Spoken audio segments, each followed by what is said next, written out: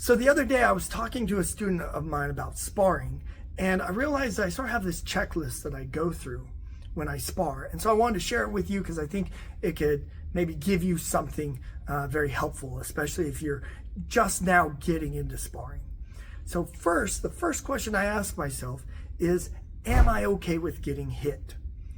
And this is sort of like an ego check, because sometimes I'll feel my nerves like this before a spar, especially if I haven't sparred in a while. And I realize I feeling like there's something on the line, like as if I get the bad end of the stick, if I get beat up today, that somehow that reflects negatively on me as a person, that my identity is a little more wrapped up than it needs to be in winning or losing.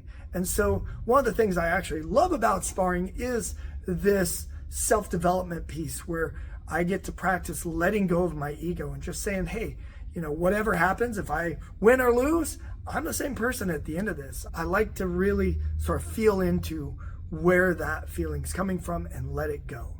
The second question I'll ask myself is, do I trust my partner? Because I am not interested in taking any brain damage. I'm not interested in getting injured.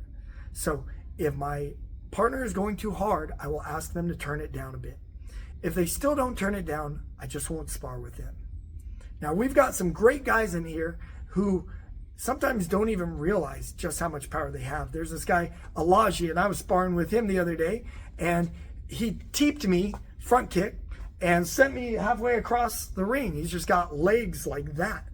And so, I asked him, hey, can you tone it down a little bit? Because I can't take too many more of those.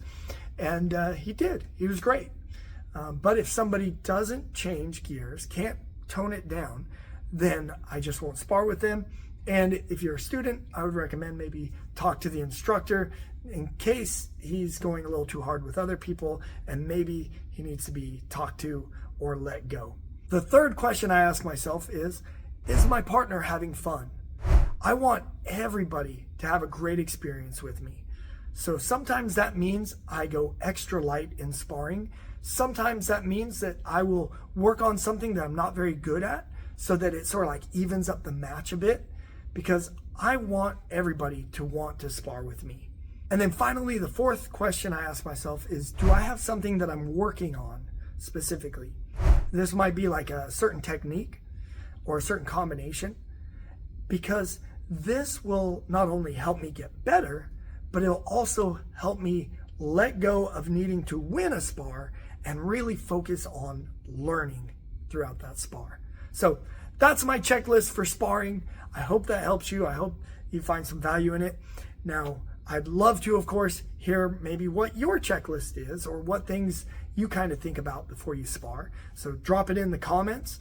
This is a small channel. I'm going to read every single comment and respond to you. So, I'd love to hear what you have to say.